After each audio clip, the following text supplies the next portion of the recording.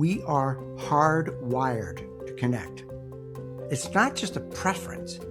It's not a personality trait that some of us have that others don't. It's evolutionary. The same instinct that draws us towards our in-group also makes us very wary of our out-group. People who look different, think differently, vote differently, worship differently. Our brain, which is constantly trying to keep us safe, sorts out people into safe and not safe. Welcome to a special summer series edition of Magic in the Moment, Mindfulness in Real Time with Clayton Platt. In this limited edition series, Clayton will be going through some of the core concepts of his new book, Magic in the Moment, Mindfulness in Real Time. This special summer series is brought to you by Meditation for Leadership. Leadership happens in that space before the decision. That's the work of Meditation for Leadership, helping you pause under pressure, notice what's really happening, and choose how you respond instead of reacting. The foundation of effective leadership and superior employee performance. Ready to create that space? Visit meditationforleadership.org. Welcome back to the summer series of Magic in the Moment. In our first two episodes in this series, we've talked about beginning, we've talked about listening, and this week, I want to zoom out a little and I want to talk about something underneath both of those, why we need each other at all. So, as I like to do, I'm going to start with a question. Think about the last time you got an invitation to some kind of reunion, high school, college, a former job, maybe a family gathering, something that you might not have been all that excited about. And what was your gut reaction? Not your polite reaction, but your actual immediate gut reaction. Was it gleeful anticipation? A flicker of anxiety? A yawn and maybe whatever. Well, whatever it was, that reaction tells you something. And that's where chapter 3 of Magic in the Moment, Mindfulness in Real Time, the book begins. It's called Why Connectedness Matters. A few years ago, I went to an off-year college reunion. And going in, I made a decision. I set the intention to be open to conversations with people that I didn't immediately recognize. So not just close friends who I always sought out, but people who'd been more peripheral back then. It changed the whole experience.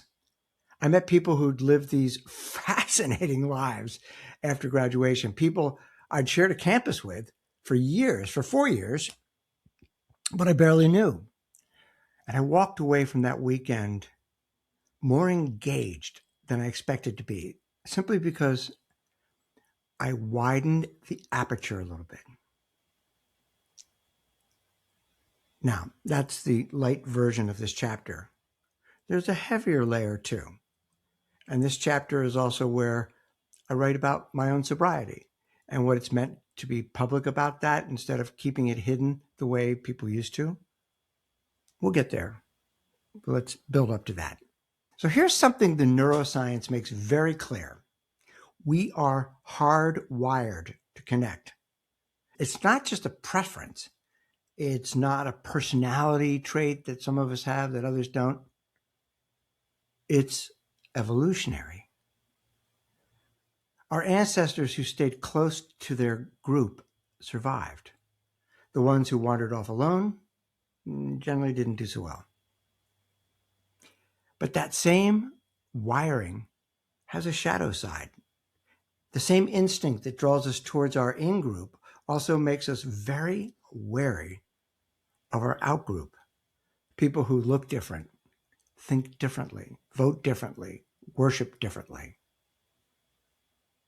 Our brain, which is constantly trying to keep us safe, sorts out people into safe and not safe. And it does that with a speed and a bias that we are almost completely not aware of. And this shows up in big structural ways.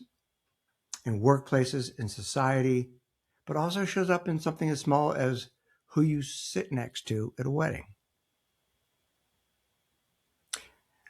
There's a practice that I write about in this chapter that I learned years ago from Jack Kornfield, and it's called Just Like Me.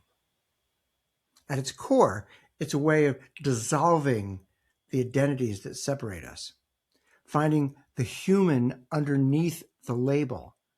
Now, I'm not going to walk you through the full practice today. It absolutely deserves much more space than I can give it here, and it's in the book. But I'll tell you this. It has changed how I move through rooms full of people I don't know. And there's something almost chemical about reconnection, too. When you reach out to someone you've drifted away from, an old friend, a distant relative, your body actually releases oxytocin. And that's the same hormone that's tied to parental bonding. Connection isn't just a nice idea, it's physiology. Here's the part that I really would like you to sit with.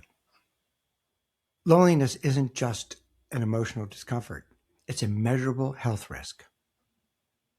Research from the American College of Cardiology found that social isolation and loneliness increase the risk of hospitalization or death from heart failure by 15 to 20%. Let that land. That's not a small number. We are quite literally built to need each other.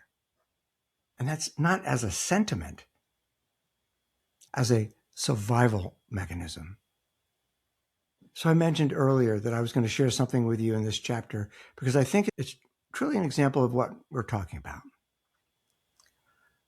I've been sober for over 2 decades now. Started in 2001, and I'm convinced that my meditation practice, which began about the same time, but sort of on a parallel path, I do think it's been a huge part of how I've navigated that road. And what strikes me looking back is how different this used to feel.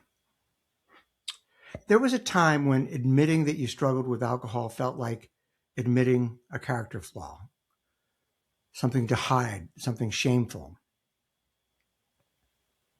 And what I've watched over the years and what I've come to believe deeply is that I think the opposite is true.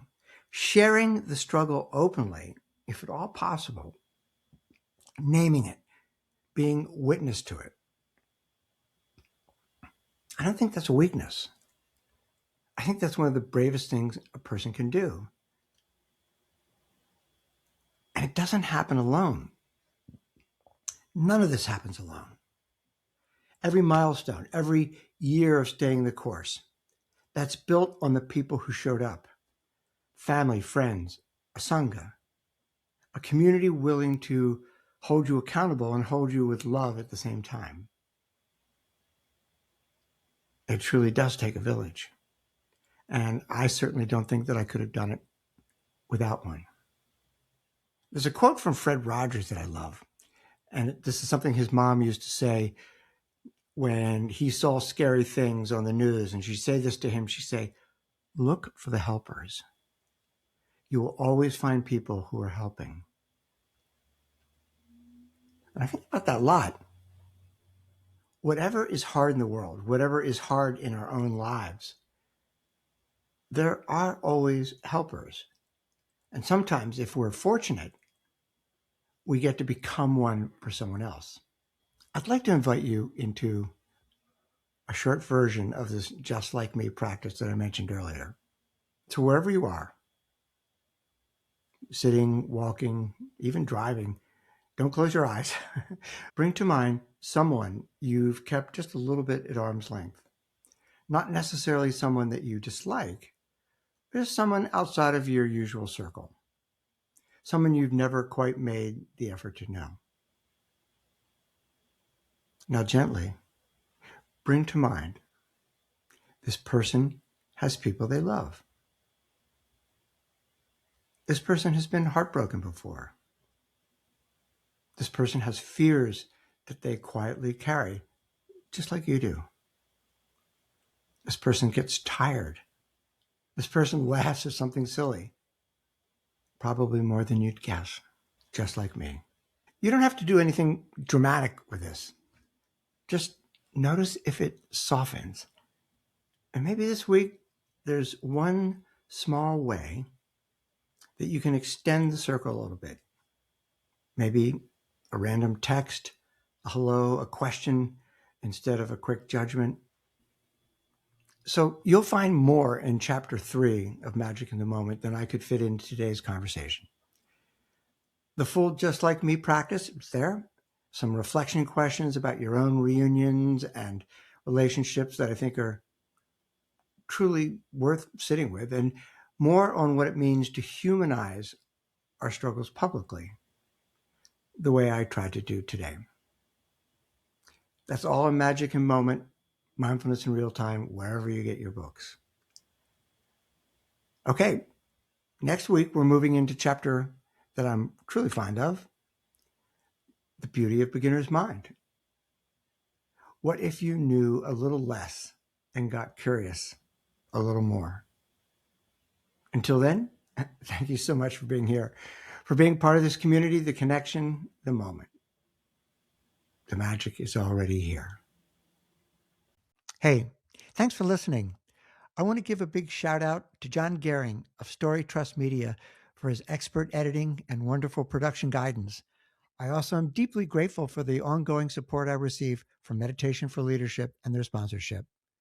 So that's all for now. Until next time, this is Clayton Platt saying, watch for those moments of magic when mindfulness shows up in real time in your life.